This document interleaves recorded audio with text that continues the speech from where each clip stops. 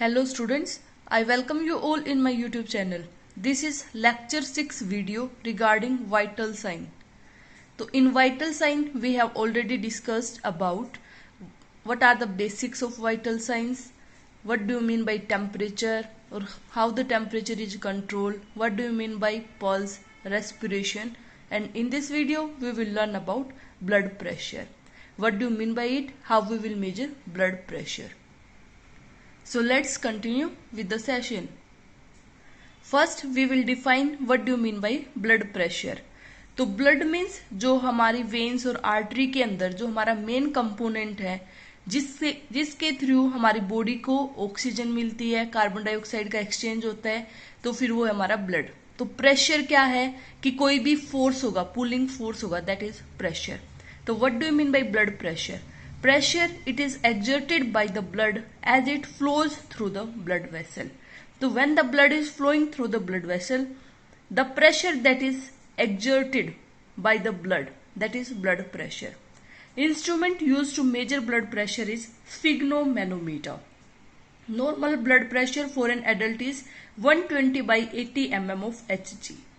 Highest pressure, जब हम blood pressure को मेजर करते हैं तो जो हाईएस्ट प्रेशर आएगा वो होगा हमारा systolic pressure.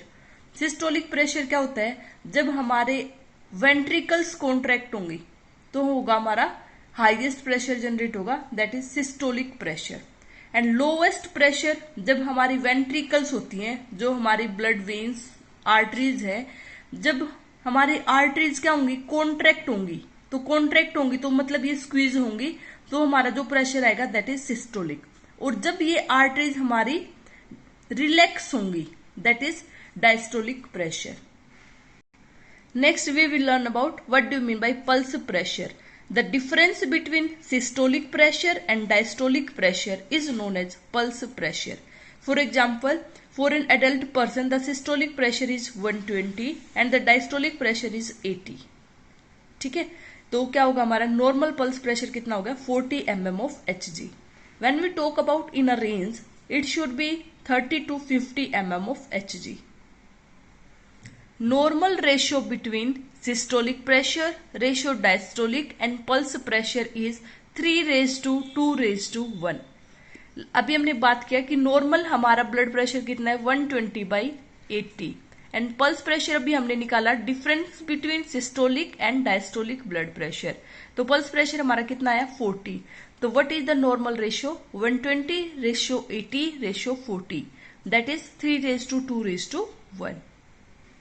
Now we will learn what is the formula to calculate mean arterial blood pressure, जिसको हम क्या बोलते हैं? MABP, mean arterial blood pressure.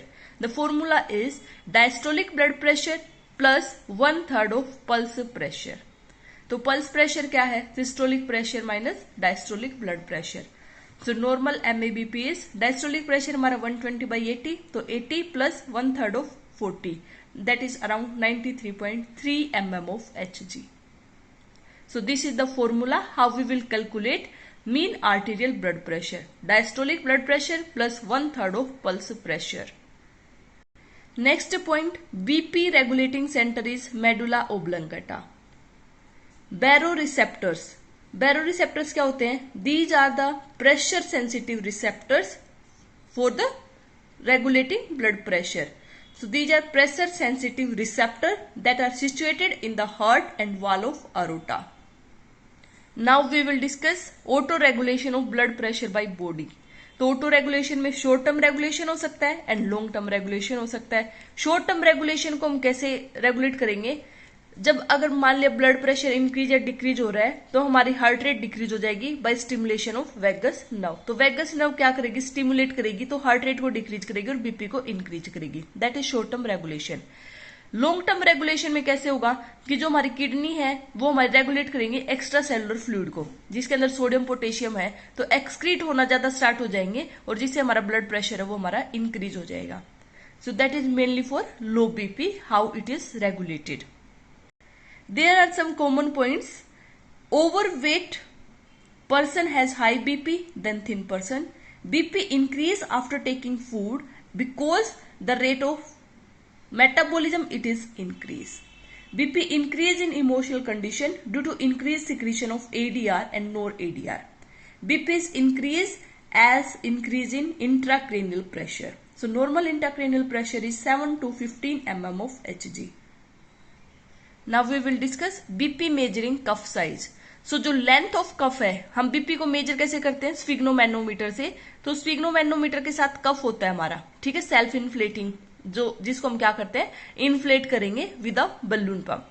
तो इस जो कफ होगा उसकी लेंथ तो होनी चाहिए, जो हमारा आर्म सर्कमफ्रेंस है उसका 80%, एंड जो विड्थ होनी चाहिए, जो चौड़ाई होनी चाहिए, वो होनी चाहिए 40% ऑफ आर्म सर्कमफ्रेंस। सो हम कफ को टाई कहां पे करते हैं? Between the olecranon process and the acromion process. Olecranon process हमारी होती है एल्बो के अंदर एंड एक्रोमियन प्रोसेस होती है हमारे शोल्डर के अंदर। तो इन दोनों के बीच में हम कफ को क्या करेंगे? टाई करेंगे। तो cuff size and cuff measurement for newborn the normal cuff size is 4 into 8 centimeter, infant के लिए 6 into 12 centimeter, older children 9 into 18, adult जब हम हैंड में टाई करेंगे आर्म के अंदर तो 16 into 30 सेंटीमीटर, एंड थाई के अंदर करेंगे तो 16 into 42 centimetre. There are some notes. Systolic blood pressure 10 to 40 mm increase हो जाता है when we measure by arm. Sorry, systolic blood pressure 10 से 40 mm इंक्रीज होगा थाई के अंदर जब हम मेजर करेंगे। अगर हम जैसे आर्म से मेजर कर रहे हैं तो फिर उसमें कम मिलेगा, और थाई के अंदर जो सिस्टोलिक ब्लड प्रेशर वो हमारा 10 to 40 mm इंक्रीज होगा। Diastolic blood pressure will be same in both arm and the thigh. Arm के अंदर जब हम ब्लड प्रेशर को चेक करते हैं तो ब्रेकियल आर्टरी पे हम अपना स्टेथोस्कोप रखेंगे, एंड थाई से जब हम चेक करेंगे तो पोप्लिटियल आर्टरी, उस पे हम अपना स्टेथोस्कोप रखेंगे to hear the sound. When BP is taken by arm, cuff is wrapped around the upper arm. हमने बात की ओलिक्रोनियन प्रोसेस और एक्रोमियन प्रोसेस के बिटवीन में रखना है, and place the stethoscope on brachial artery. तो when BP is taken by thigh, cuff is wrapped around the thigh and stethoscope is placed on popliteal artery. The sound that is heard by the stethoscope during taking blood pressure is Korotokov sound. The sound that is heard by stethoscope. So when we are placing the stethoscope over popliteal artery or the brachial artery, depends upon in which position or in which place we are taking the blood pressure. So the sound that is heard is Korotokov sound. तो जब हम blood pressure को major करते हैं, तो जब हम मतलब इन्फ्लेट करेंगे उसको, कफ को जब हम इन्फ्लेट करेंगे तो जो फर्स्ट कोरोटोकोफ साउंड आएगी तो उसको हम डॉक्यूमेंट करेंगे एज सिस्टोलिक ब्लड प्रेशर। तो जब डिफ्लेट करना स्टार्ट करेंगे तो फिफ्थ जो कोरोटोकोफ साउंड आएगी at the phase 5 is diastolic blood pressure. BP should not be measured in arm in which IV infusion is flowing, और जिसके अंदर जैसे फिस्टुला लगा हुआ है किसी रीनल डिजीज के लिए, या किसी भी आर्म के अंदर कोई इंजरी है, तो उससे हम ब्लड प्रेशर को मेजर नहीं करेंगे। Now we will discuss some terminologies related to blood pressure.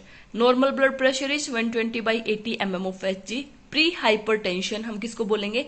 अगर systolic blood pressure is between 120 to 139 mm of Hg and diastolic blood pressure is between 80 to 89 mm of Hg, that is pre hypertension. Hypertension क्या है? अगर systolic blood pressure more than equal to 140 and diastolic blood pressure more than equal to 90 mm of Hg for a sustained period, that is hypertension. Hypotension, अगर systolic blood pressure less than 90 mm of Hg है, that is hypotension. Shock, systolic blood pressure is less than 90 mm of Hg। Next is orthostatic hypotension, जिसको हम बोलते हैं postural hypotension. Postural hypotension का मतलब क्या है कि जब कोई पर्सन हम अपनी पोस्चर को चेंज करेगा तो ब्लड प्रेशर फॉल डाउन होगा। तो जब कोई पर्सन सुपाइन पोजीशन से लेटा हुआ है पर्सन और वो बैठेगा एकदम, तो उससे क्या होगा? ब्लड प्रेशर सडन फॉल होगा, that is orthostatic hypotension. Sudden fall in BP when the person assumes upright position from supine position. In orthostatic hypotension systolic blood pressure decrease होता है 20 mm of Hg तक, and diastolic blood pressure decrease होगा 10 mm of Hg तक within 3 minutes of standing. Now we will discuss what are the common errors in BP measurement. तो अगर कफ हमारा ज्यादा wide है तो हमारी फॉल्स लो रीडिंग आएगी। ये इंपॉर्टेंट टेबल है और एग्जाम्स में पूछी जाती है। अगर हमारा कफ ज्यादा वाइड है तो फॉल्स लो रीडिंग, क्योंकि वाइड हो गया तो क्या होगा, हमारी जो हवा है वो निकल जाएगी, प्रेशर हमारा आर्टरीज पे नहीं बनेगा, तो लो रीडिंग आएगी। अगर टू शॉर्ट और नैरो कफ है तो false high reading. Cuff is wrapped loosely और unevenly, false high reading. Arm below heart level तो false high reading. Arm above heart level, false low reading. Arm is not supported, false high reading. Inflating and deflating cuff too slowly to false high diastolic reading, and repeating assessment too quickly is false high systolic reading. So this was related with common errors in BP assessment. So this video was related with how to measure BP, what are the common errors, what is the normal blood pressure, what do you mean by MA BP. Thanks for watching. Do like, comment, share and subscribe my YouTube channel for more videos. Thank you.